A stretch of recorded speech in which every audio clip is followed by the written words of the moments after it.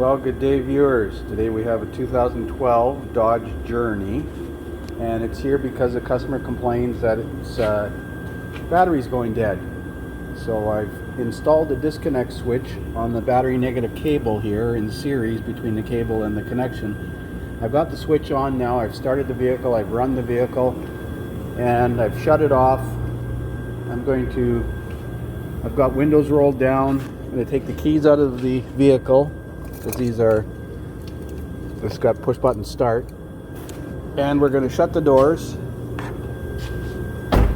and look for obvious stuff. I don't see any interior lights on, but the instrument cluster is still lit up, and that's got a timeout. And I'm gonna actually open the doors and trip the latches so the vehicle thinks the doors are closed in case I need to go underneath the dash. Then we're going to put an ammeter across that disconnect switch and see what kind of current flow we have. So I've started this recording at about 7:40, and you can see we have roughly 0.5 amps or 540 milliamps. I'm going to change the range here to 1 amp. So we got 540 milliamps. I've got the doors open, but the latch is tripped, so the car thinks the doors are open. I've got the hood switch depressed with a clamp here, so it thinks the hood is closed. And we're going to record this and see what happens and how long it takes for the modules to go to sleep. There's nothing obvious on. The customer mentioned that he had measured around 2 amps of current flow. Well, we don't have 2 amps right now. We got 540 milliamps, but that's 10 times what the allowable rate is. You can see there is a electronic module doing something there. So I'm going to let this record and see what happens. So it's now 7:43, and I see that the current has dropped to 227 milliamps, and there's a spike down to around 71 milliamps. This is min and max. It was 540. So 227 milliamps is a typical current flow for a relay being commanded on or turned on by a module. I can't recall when we started. I think it was about 7:40. So it's only been 10 minutes. We got to wait at least a half an hour, 30 minutes. So I'm on Identifix, looking at case histories. Did a keyword search for battery drain while I'm waiting for this thing to time out. It's about 7 minutes after 8 now, and we still have 225 milliamps of draw. So I'm looking at some cases here, and lots of cases were resolved by replacement of the TIPM, the totally integrated power module. Several with the radio, fuel pump relay kit. I'm not sure what's going on there. Liftgate module, add-on accessories. As far as I know, it doesn't have any add-on accessories. It's a factory radio, no aftermarket car starter or alarm system. An alternator doesn't typically drain 225 milliamps. If you've got a bad diode in an alternator, it's usually significantly worse than that. Instrument cluster, power sliding door module. This doesn't have sliding doors. It's not a van. Power seat switch. This doesn't have power seats. But I've read some cases where the power seat switch physically sticks, but that draws much higher current when installed. Power seat motor is attempting to move the seat, and it's stalled. You'll see 7 or 8 amps, and it'll cyclically turn on and off with the internal circuit breaker. BCM, driver's door module, and so on. Just like to look to see if there's any common thread. Blind spot sensors. I'm not even sure if this has blind spot sensors. But I was just reading some case histories. So it's been about 45 minutes because we started at 7:40, and it's 8:15, 8:16 now. So we're still at 227 milliamps. I checked voltage drops across all of the fuses that were live in here, and none of them have any voltage drops, but checking voltage drops across these J fuses with the caps on them is a challenge. I think I'm going to put the scanner on it and see if there's any data parameters or any fault codes to give up. And looking at, there's another fuse panel on the passenger side of the dash, but I see the customer has it partially removed and hanging there. So I can't really get at the underside of this fuse panel now. And I'm not sure if I want to just disconnect it and try to turn it, put the connector inside so I can turn the connector. But I guess I'm going to have to measure voltage drops across the fuses in that fuse panel. The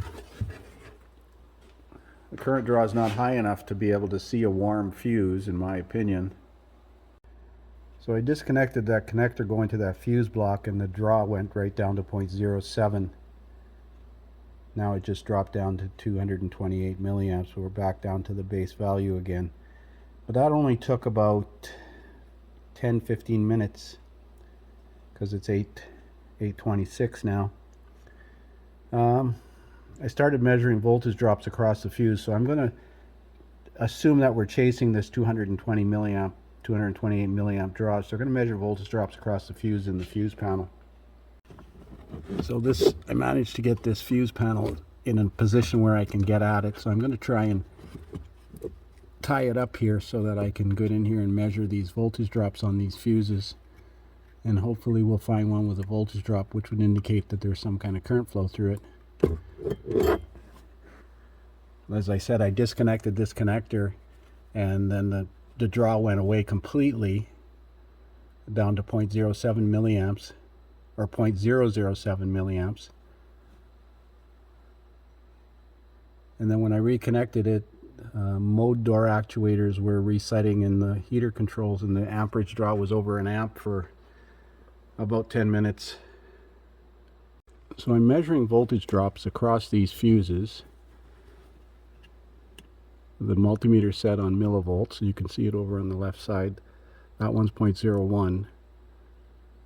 But this particular fuse is 1.3 millivolts. Every other fuse that I've tested is 0.01 or 0.00.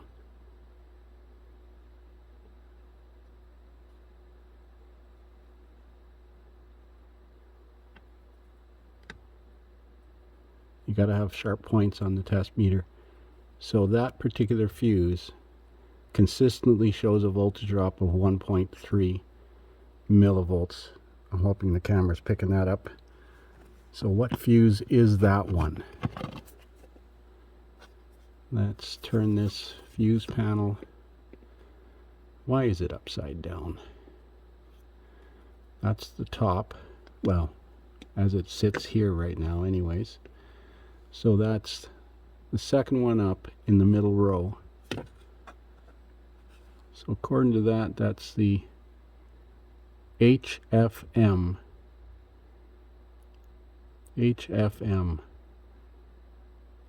Fuse 131. Let's recheck it. HFM fuse 131. Hands-free module. That's what HFM stands for, I think. Now, I'm pretty sure he said he had that disconnected. Well, let's pull that fuse.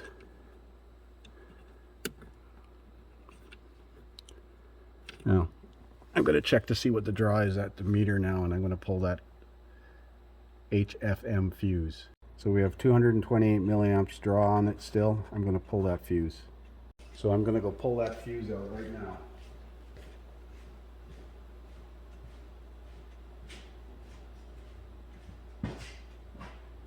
Okay, removing it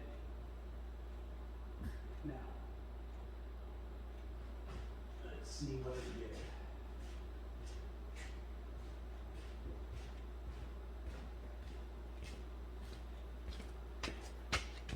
did. .009. So let's find out what that fuse feeds. I think HFM is hands-free module.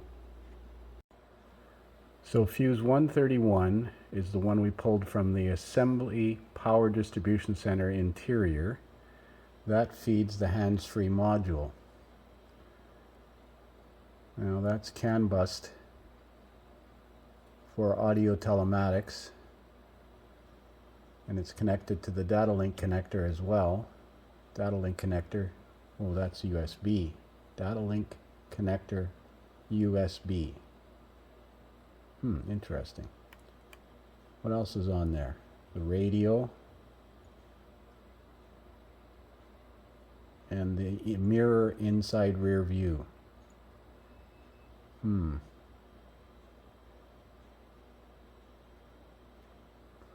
Well, that drain is definitely gone. It's down to 0.009 with that fuse pulled. Now, is it a problem with this module? Let's find out if that's a common occurrence. Okay, I'm going to try scanning this thing to see if there's any fault codes. I'm sure there are, because a number of things have been disconnected. 2012, bin C, automatic ID. So I've got the fuse no, I don't have the fuse reinstalled. I'm going to put the fuse back in.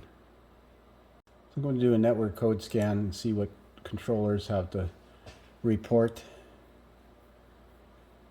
Considering the battery's been disconnected, brake pedal position sensor, short circuit to ground. Passenger occupant detector circuit high active. Lost communication with right side satellite acceleration sensor. Hood ajar input circuit open. Somebody might have had that switch unplugged. Lost communication with passenger door, anti-lock brakes, ignition run accessory control. Like, none of this stuff is relevant because everything's been worked on. We're going to clear all codes read by code scan and then try a post scan and see what comes back. I do have the disconnect switch turned back on now, so I'm not pulling current through the multimeter.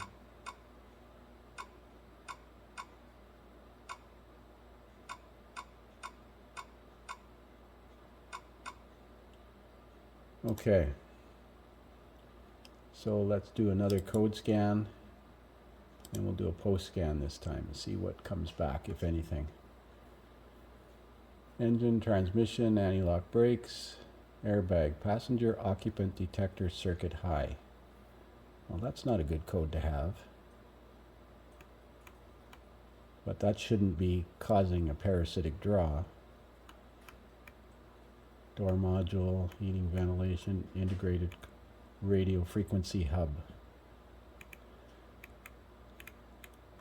Telematic gateway radio, lost communication with hands-free module active.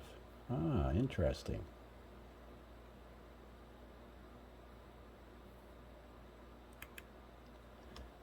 So U0197-00 in the TGW has a lost comm with hands-free module. Let's go in that module and have a look. Let's clear the codes in case they didn't clear correctly. Let's read the codes again.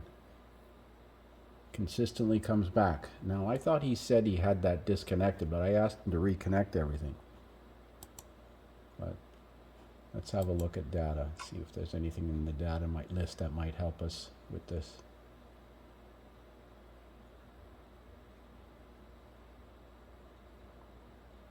I'm going to look around here and see if I find anything interesting. Well, I don't see anything standing out of the ordinary. What's an electric backlight? That is the rear window defogger grid lines. Thank you, Chrysler. But nevertheless, don't see anything unusual in the data list, but it consistently sets this code. Miscellaneous functions, ECU information, country code Canada. I wonder if there's a separate module for the hands-free. I don't see it listed here. Let's back out and have a look at the list of modules. Hands-free module. There we go. No communication with it. I wonder if that's what's keeping, and the radio is trying to poll it because I'm sure that hands-free module works with the key off. And I wonder if the radio is trying to communicate with it and it's not allowing the radio to go to sleep. Again, when you pull that fuse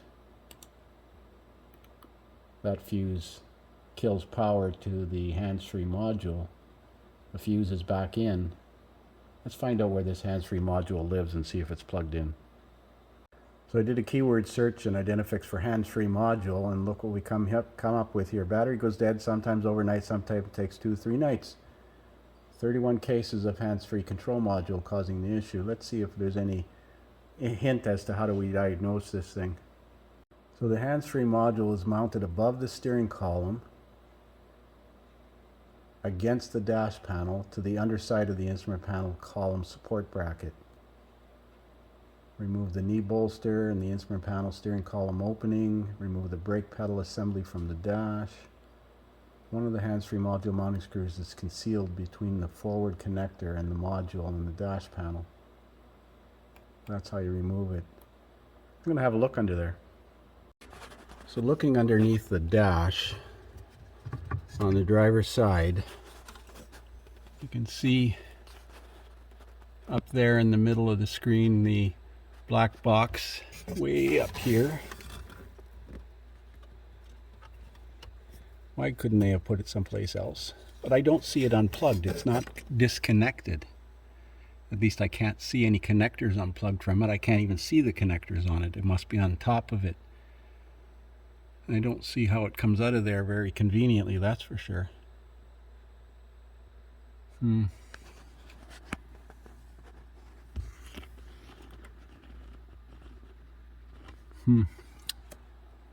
do some more research. So reading some of these cases here, this 12 journey, hands-free control module, constant 0.21 amp draw after all other modules go to sleep, killing battery. Owner will let vehicle sit for days, pulled hands-free fuse, now 0 amp draw after other modules go to sleep. This 13 journey, inspect to see if hands-free module is on the bus. In this case, the hands-free module was not communicating. Replaced hands-free control module. This one disabled hands-free control module. I wonder what happens if we remove that fuse, if the radio still functions normally otherwise. Now this vehicle is from a used car lot, I believe, and you probably want to fix it with as little expense as possible. I imagine that module would need to be programmed if it's replaced. I'll look it up and see if it's a plug-and-play module or if it needs to be reprogrammed. So remove that fuse and the radio still seems to function normally. I'm sure it's just going to be the hands-free capabilities that are going to be disabled, but not 100% certain. So I'm going to discuss this with the customer and see if he just wants to leave that fuse removed for now. But I'm also going to turn this all off again and put the ammeter back on it and record the parasitic draw overnight to see if anything changes. With that fuse removed, of course. So I'm starting recording at 9:02 p.m. and we're at 833 milliamps, and we're just going to let it sit now. I've got that fuse removed, and I'm expecting after 15 minutes or so it should drop to an acceptable level. So we'll wait and see what happens. So now it's 9:06 p.m. About 9:05 it dropped down to 316 milliamps, but you'll notice that cyclical blip is not present anymore with that fuse removed. So that's kind of interesting. Let's reset the min-max values.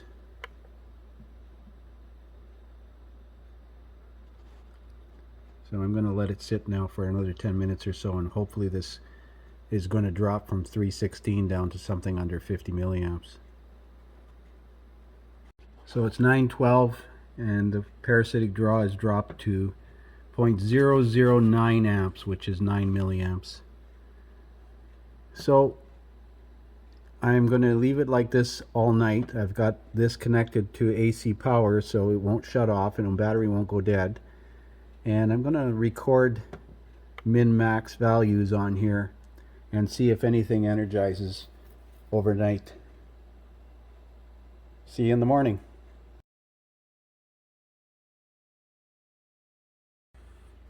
So it's 4:47 p.m. the next day. I managed to neglected to check it this morning, but I can see that over the course of the evening and night and the day, the minimum current draw was 0.007 and the maximum was 0.015, and that's almost 24 hours.